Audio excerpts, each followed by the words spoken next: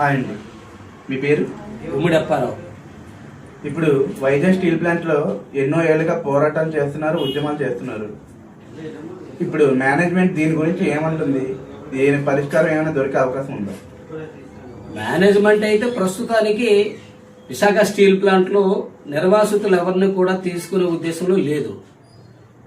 ఎందుకంటే ప్రభుత్వం, ఇందుకు కారణం ప్రభుత్వమే. ప్రభుత్వం 2021లో స్టీల్ ప్లాంట్ ప్రైవేటీకరణ ప్రకటన చేసింది, 100% ప్రైవేట్ పరం చేస్తామని. అప్పటి నుండి పర్మనెంట్ రిక్రూట్మెంట్ నిలిపివేసింది. గత 8 సంవత్సరాల నుండి పర్మనెంట్ రిక్రూట్మెంట్ నిలిపివేయడం ద్వారా మాకు పర్మనెంట్ రిక్రూట్మెంట్లో జాయింట్ టెక్నీషియన్ ఒకటి, కళాశీలో 50% కోటా ఉండేది. ఈ కోటా ఈ రిక్రూట్మెంట్ ఆపేయడం వల్ల మా నిర్వాసితులు గండి కొట్టింది ప్రభుత్వం. అలాగే ఇప్పుడు యాజమాన్యం కూడా ఏం చేసిందనంటే, ప్రభుత్వం ఉద్యోగం ఇస్తామని చెప్పేసి మాకు ఆర్ కార్డులు ఇచ్చింది. ఆర్ కార్డులు ఇచ్చినటువంటి వాళ్ళు 8,500 మంది ఇంకా ఉద్యోగాల కోసం ఎదురు చూస్తున్న థర్డ్ జనరేషన్.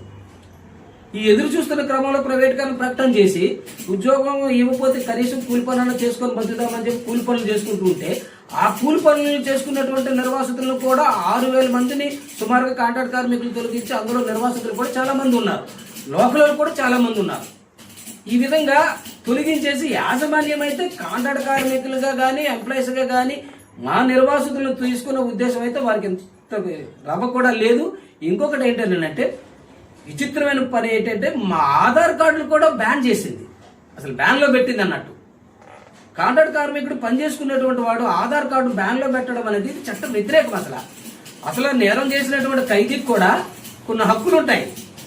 మరి ఇక్కడ ఈ కాంట్రాక్ట్ కార్మికులు ఏం నేరం చేశారో, ఏ చట్టాన్ని అనుసరిస్తూ వీళ్ళు ఆధార్ కార్డును బ్యాన్ చేశారో, బ్యాన్లో పెట్టారో మాకు అర్థం కావట్లేదు. ఇక్కడ మేనేజ్మెంట్ తాలూకు తీరి ఇది పూర్తిగా ఇదంతా కూడా ఎవరైతే స్టీల్ సెక్రటరీ ఉన్నారో వారి కనుసైగులో యాజమాన్యం పనిచేస్తుంది. కానీ యాజమాన్యం చేస్తున్నటువంటి పని చట్టబద్ధమైనదా, చట్ట వ్యతిరేకమైనదా, పౌరుల హక్కులను ఉల్లంఘిస్తుందా, పౌరుల హక్కులను కాపాడే విధంగా ఉందా, ఇది చూడట్లేదు. ఇది 100% యాజమాన్యం చేస్తున్నటువంటి చట్ట వ్యతిరేక చర్య, నిర్వాసితులకు పూర్తి స్థాయి వ్యతిరేక చర్యగా మేము భావిస్తున్నాం.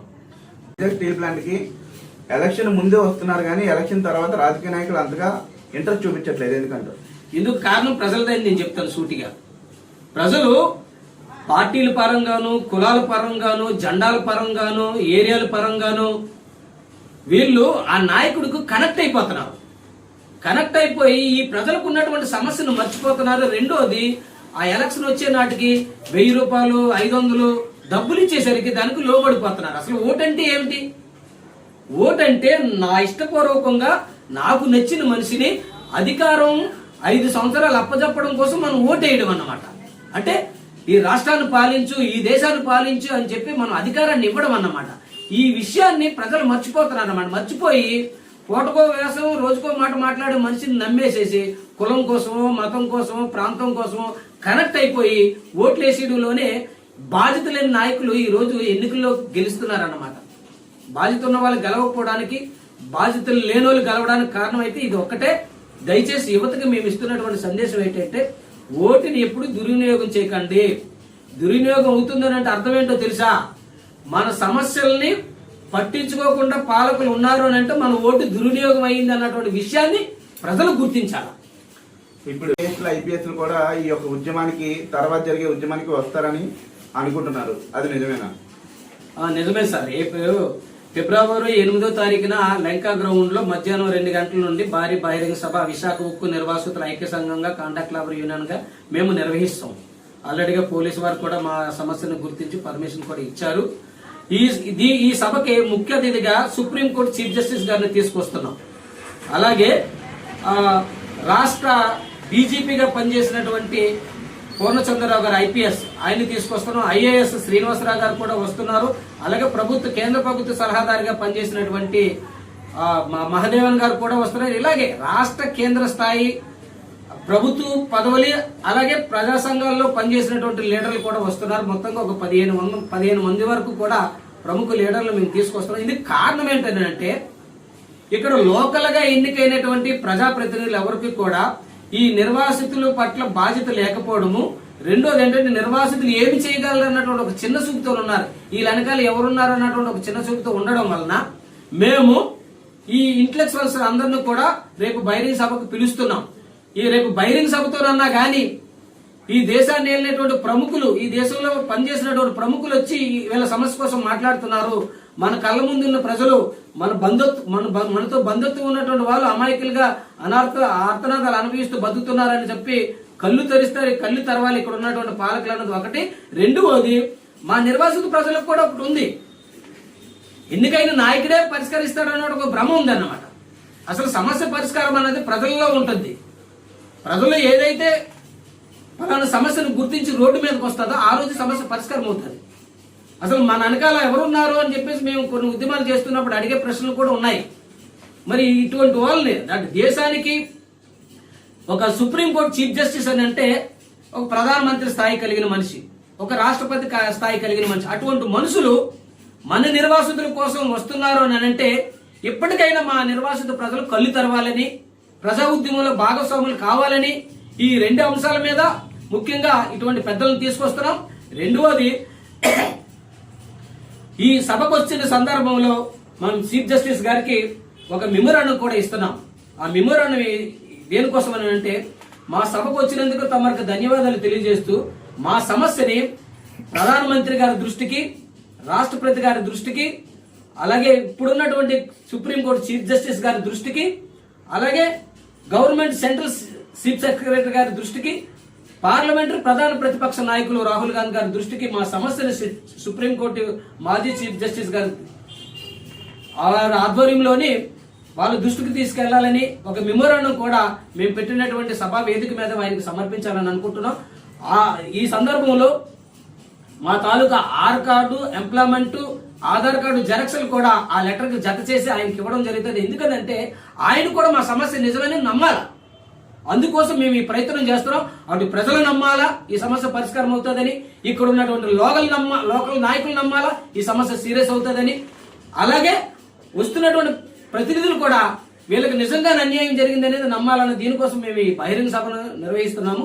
ఈ సభ అయితే జరిగి మా ప్రజల న్యాయం జరగాలనేసి అయితే మేము విశాఖ ఉక్కు నిర్వాసితుల ఐక్య సంఘంగా, కాంట్రాక్ట్ లేబర్ యూనియన్ గా త్రికరణ శుద్ధితో పనిచేస్తున్నాం.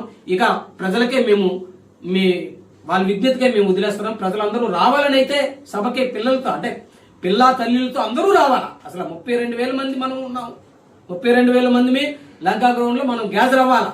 మన గ్యాదర్ అయినటువంటి జనసంఖ్యను చూసి ఇక్కడ ఉన్నటువంటి పాలకులకు, కేంద్ర రాష్ట్ర ప్రభుత్వాలకి ఒక భయం అనేది, ఒక బాధ్యత అనేది రావాలనేది అయితే మేము ప్రజలకు ఇస్తున్నటువంటి పిలుపు. ఇక ప్రజలే ఆలోచించుకోవాలి. ఇప్పుడు ఇంకోటి ఏంటంటే, ఇప్పుడు ప్రతిపక్ష నాయకులు కానీ, మిగతా కార్మిక వర్గాలు కానీ, కార్మిక లీడర్స్ కానీ మీ యొక్క ఈ బహిరంగ సభకి మద్దతు తెలిపే అవకాశం ఉందా? ఇప్పుడు ఇంకొక విషయం చెప్పాలా, అసలు ఇది ఎంత చిత్రం అంటే, అసలు అధికార పార్టీకి ఆపోజిట్ గా ప్రతిపక్షం పనిచేయాలి. కానీ ఈ రాష్ట్రంలో సిండికేట్ రాజకీయాలు అయిపోయాయి. అసలు వ్యాపారంలో సిండికేట్ ఉండేది ఇది వరకు, కానీ ఇప్పుడు రాజకీయాలు కూడా సిండికేట్ అయిపోయాయి అన్నమాట. ఈ రాజకీయాలు కూడా సిండికేట్ అయిపోబట్టే ఇక్కడ ప్రతిపక్షాలు మేము చేస్తున్న కార్యక్రమాల్లో వచ్చి పెద్దగా మాట్లాడే పరిస్థితులు లేవు. అసలు యాక్చువల్ గా అధికార పార్టీ వాళ్ళు మా సమస్యను పరిష్కారం చేయట్లేదు. ప్రతిపక్షం బాధ్యతగా తీసుకొని మా సమస్య వాళ్ళ ఎజెండాగా పెట్టుకొని పోరాడాలి. అప్పుడు కదా ప్రజలు రేపు రోజున అధికారాన్ని వాళ్ళు కట్టబట్టేది. కానీ ఈ రోజు ప్రతిపక్షాలు కూడా ఏం చేసేది లేదు. ఇక యూనియన్ల సంగతి అనుకుంటే అసలు యూనియన్లు ముందు నుండి కూడా మా పట్ల చిన్న చూపే. మేము 40 ఏళ్ళ నుండి 30 ఏళ్ళ నుండి నాయకత్వం చేస్తున్నాం, వీళ్ళు నిన్నకాక మొన్న వచ్చారు కుర్రోలు అని చెప్పేసి మా పట్ల ఎప్పుడు చిన్న చూపుతోనే ఉన్నారు. కానీ వీళ్ళ సమస్య న్యాయమైనది, మనం అందరూ అన్నం తింటున్నాము, వాళ్ళకి అన్నం లేక దాని ఇబ్బందులు పడుతున్నాను అన్నటువంటి జాస వాళ్ళకి ఏ రోజు లేదు. ఈ రోజు నిర్వాసితులు స్టీల్ ప్లాంట్ ప్రైవేటీకరణ ఉద్యమం వచ్చిందని అంటే వాళ్ళు నిర్వాసితులు కలుపుకోకుండా ఉద్యమం చేశారు. అసలు నిర్వాసితులు లేకుండా ప్లాంట్ అట్లా వచ్చింది. నిర్వాసితులు ప్లాంట్ కి భూమి ఇస్తే ప్లాంట్ వచ్చింది. ప్లాంట్ వస్తే మీరు ఎక్కడెక్కడ నుండి వచ్చినటువంటి వాళ్ళు ఎంప్లాయీస్ అయ్యారు, మీరు యూనియన్ పెట్టుకున్నారు. అసలు మీ యూనియన్ గుర్తింపుకి మేమే కదా కారణం.